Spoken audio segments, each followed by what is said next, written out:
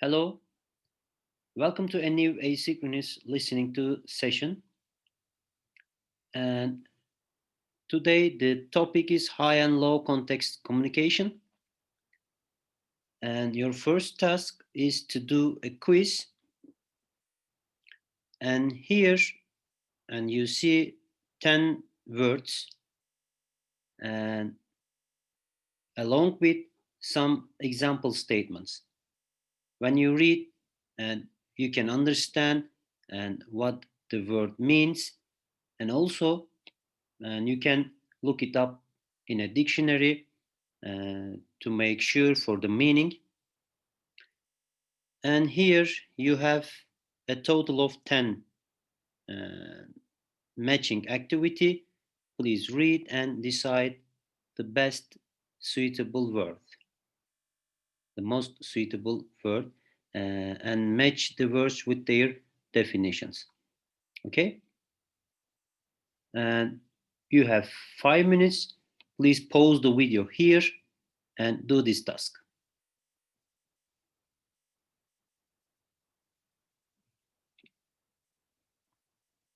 Okay, and before making a start, with comparing and contrasting, and I would like to remind you of the importance of doing the quiz, because the more you expand your vocabulary, and the easier you will take the understanding of the text. Okay, and now in this tape script and is about comparing and contrasting. Before beginning with the tape, let's see what comparing and contrasting mean. Okay, and comparing is considering how things or people are similar and how they are different. Comparing is to do with similarity and differences, and contrasting is comparing two things in order to show how they are different or how different they are. Okay, comparing and contrasting is a method in which you focus on the ways certain things or ideas, usually two of them, are similar. This is about comparison, and how different they are, it's about contrast. If we Let me give an example. If we are to compare and contrast printed books or e-books, compare printed ones to e-books, and identifying similarities, maybe in terms of appearance, functions, and prices, and contrast them. So to contrast, you need major differences between them. And discovering similarities and differences, and the following words may be helpful for you in signaling your intentions. Okay, here, like, for example, and they aren't like one another in many ways, so they differ one another in many ways. And another keyword or signaling word or linking word is similar to. So we can say uh, for printed books or ebooks, they aren't similar to each other in appearance. Also, you can see other signaling words also, unlike, similarly, and on the one hand, on the other hand. If you have any unknown and unfamiliar words here, please use your dictionary to make sure the meaning and how to use them. And I have some examples. Compared to ebooks, they are heavy, and like ebooks, they are useful. And despite the differences in appearance, they both work if you are a student. Okay, and now let's make a start. High and low context communications. And first, let's take a look at skill focus and recognizing comparisons and contrasts. Contrast we mentioned, and now you have some opinions about it. And speakers sometimes give ideas that contrast, which is about uh, differences or how different they are from one another. They may do this by using signal words or phrases Here you see some people communicate and directly while others communicate indirectly. And direct communicators say what they are thinking, and indirect communicators show it. So you can say some people communicate directly, on the other hand, and others communicate indirectly. And you can use these words for comparing and contrasting. Okay, now you have 10 seconds. Please take a look at this bar chart, and I will let you listen to an excerpt from a communication lecture, and you will fill the gaps.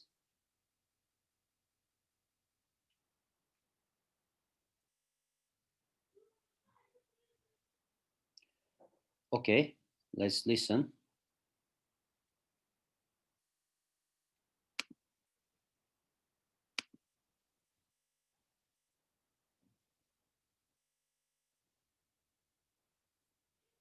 Let's look at two different styles of communication.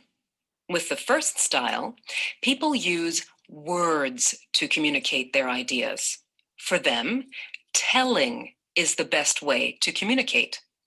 With the second style, people use their bodies to communicate their ideas. For these people, showing is the best way to communicate. So as you can see, these two styles. Okay, now you have 5 seconds to check your answers.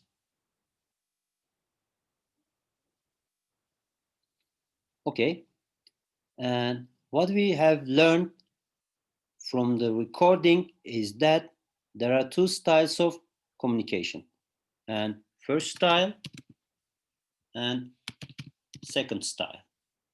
And in the first style of communication, people use words, and so and what is important for them is, let's say, or best way of communication or communicating for them is telling, because they believe in the power of words. So they use verbal language and for best way of communication. And second style, people use their bodies, and for them best way of communicating is showing. Okay, now let's continue with the lecture.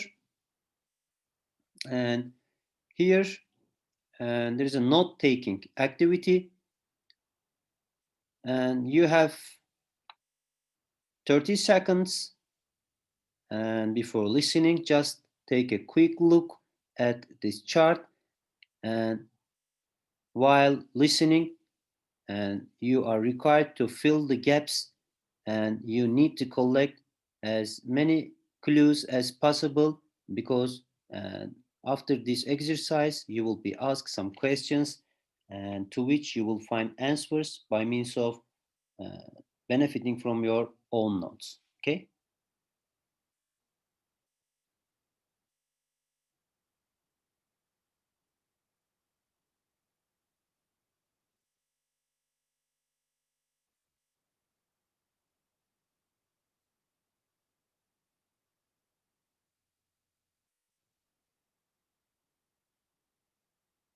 Okay, if you are ready, let's watch the lecture.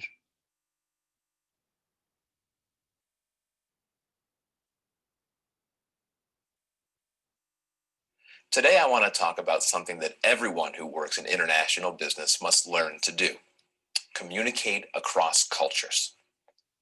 International business people come from all different cultures, right? So they have different ways of communicating, both in how they express their ideas and how they receive their ideas.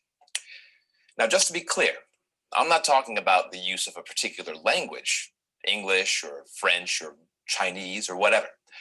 I'm talking about communication style within a language. Communication style means how we exchange information, how we show our feelings, and how we understand other people. So as international business people, How do we communicate across cultures? Well, first, by understanding the communication styles we and others use.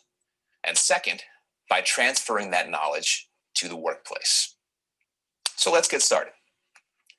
Now, what communication styles do people use?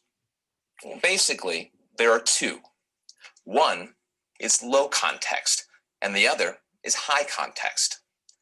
That's low context communication style and high context communication style. Let's first define context. Well, context is the situation or surrounding information, the non-verbal information that helps a person understand a message better. For example, someone walking in the door right now would understand that we're having a class just by seeing the context here, right? Desks, students taking notes, me standing here talking to you, etc. That's context. So, turning to our first communication style. Low context communication is when a person expresses an idea directly. They put the important information into words. In low context communication, we don't need the context or nonverbal information to communicate. The context is low. Words are what's important. Who uses low context communication? Well, culturally speaking, most North Americans and Europeans do. Let's look at an example. Say we have an advertising agency and two professionals, both Americans, are discussing an idea for an ad for athletic shoes. One says, I think the ad should feature World Cup players. The other says, oh no, I disagree. I think the ad should show everyday people. See how each expressed their ideas very directly with just words? This is how low context communicators operate. Now let's look at high context communication. High context communication occurs when a person expresses an idea indirectly through body movement, facial expressions, even silence. They show the important information non-verbally rather than speaking it. The context is very significant to the meaning of the message. The context is high. Generally speaking, this style of communication is typical of Asians, Africans, and Middle Easterners. An example might be two Egyptian bankers creating a loan plan for a local business. The first banker shows his partner a plan he put together the night before, numbers and dates and so on. The partner reads the plan and responds by remaining silent. The first banker gets the message. His partner doesn't like it. He said so with his silence. Now, it's important to recognize that each of these two communication styles has its strengths and its weaknesses. Low context communicators are often very productive because they quickly and clearly identify business problems and find short-term solutions. And they're fast at developing projects. But because of this fast style, they may not build strong long-term business relationships. So if you're working with low context communicators, you need to remember this. Important ideas and feelings are often expressed very directly and forcefully. Now, high context communicators, on the other hand, may seem to be slow. They often don't move quickly to find solutions because they want to get more information and opinions first. They don't want to make mistakes. Also, they're careful with their opinions because they want to preserve their relationships with other people. So if you're working with high context communicators, remember this. Things may happen more slowly, and important messages are often sent non-verbally. So let's now combine our two earlier examples. Let's say our Egyptian banker contacts the American at the ad agency. He tells her his bank would like to do some advertising. So the American creates two ads. One shows the bank's name in huge, bright letters. Then it lists all the bank's services and several comments from satisfied customers. The other ad shows only a picture of a woman smiling in front of her bakery with the words, "Business loans for everyone," and the bank's name at the bottom of the ad. Can you guess which ad the Egyptian banker liked best and why? The one with a picture of the happy woman in her bakery, of course. The high context ad appealed to the person with the high context communication style. And even though the ad agency representative was from a low context culture, she understood that her customer was from a high context culture. Okay? Well, that's all for now. For next time, I want you to think about which kind of communicator you are, high or low context, and what experiences you've had communicating across cultures. Okay, now you have some seconds to check your answers, your notes.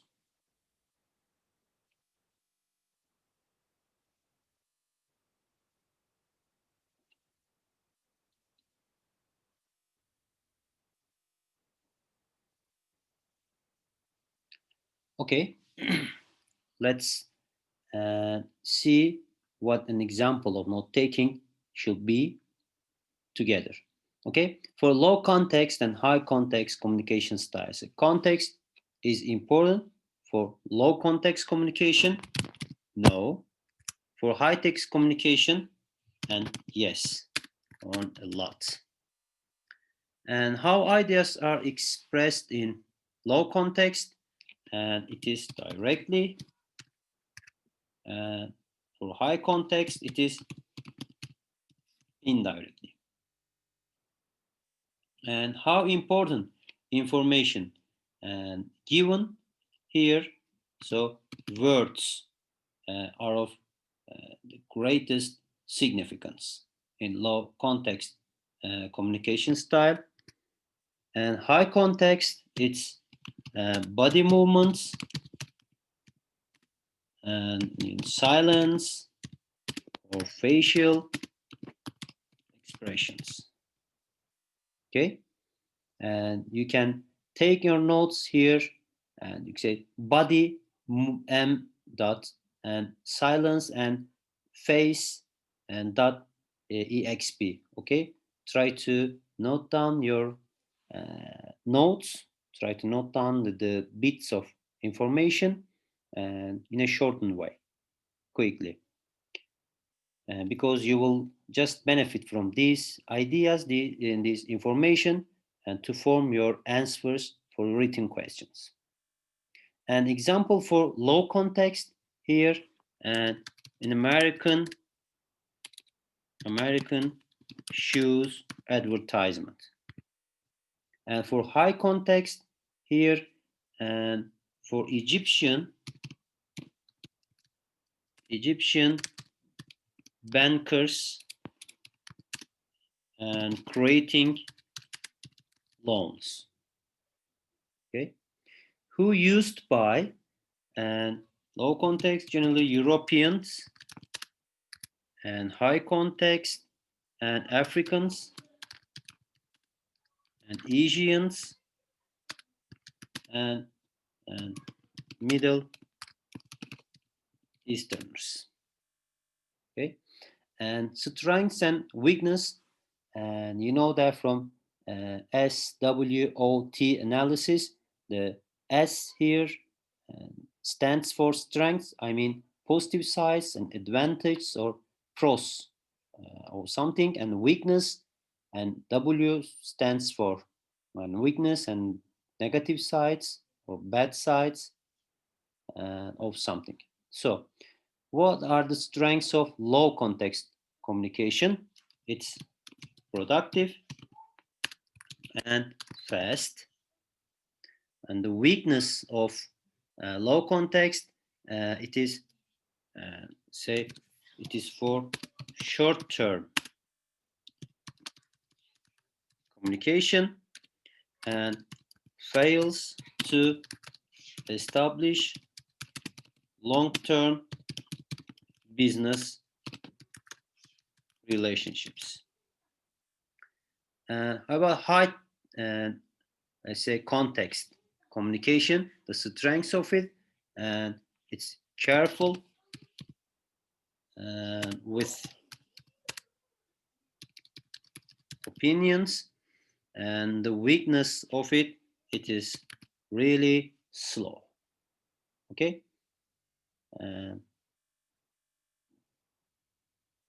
Okay, let's now we have some seconds to check the answers.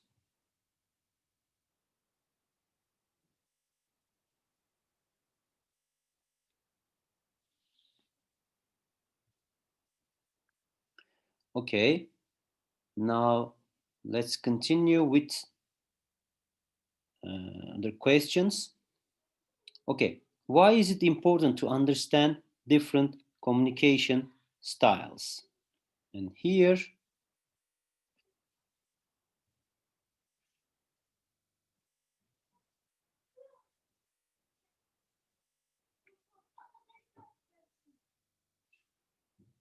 okay, and here, and the question is, why is it important to understand different communication style?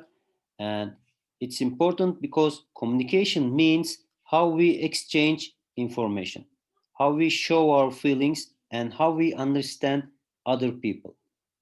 So this is an inference question, and so we can understand, and if we learn the correct style, the suitable style of communication, and this will ease the process of gaining insight, the process of understanding and feelings of others and how other people think. Okay, this is the answer to first question. And what do communication styles does the lecturer talk about? Okay, the communication style one is low context and high context communication styles. Yes, next question. What is context? And here you see context is the situation or surrounding information or the non-verbal information. This is the definition of context. And what example of context does the lecturer give? Here you see the example. Someone walking in the door right now would understand that we are having a class just by seeing the context here, right? And desk and students taking notes and me standing here talking to you, uh, and that's the context, and this is the example of context. And who uses high text high context communication? Here you see. Now let's look at the high context communication, and this style of communication is a typical of Asians, Africans, and Middle Easterners. And do the Egyptian bankers agree on plan? How do you know? Okay. And the partner reads the plan and responds by remaining silent. And the first banker and gets the message. His partner doesn't like it. And he said that he doesn't like it, just remaining silent or with his silence. So this is the example of high context communication. And the Egyptian bankers agree on it. Okay. What do you need to remember when you work with the low context communicators and high context communicators? So, if you are working with low context communicators, you need to remember this. Important ideas and feelings are often expressed very directly and forcefully for low context communication. And for high context communication, you should remember things may happen more slowly and important messages are often sent non-verbally in high context communication style. And next question, provide details about the bank Edward, the Egyptian client liked the most. Okay, here. And you see the details, a picture of women smiling in front of a bakery with the worst business loans for everyone and the bank's name at the bottom of the ad.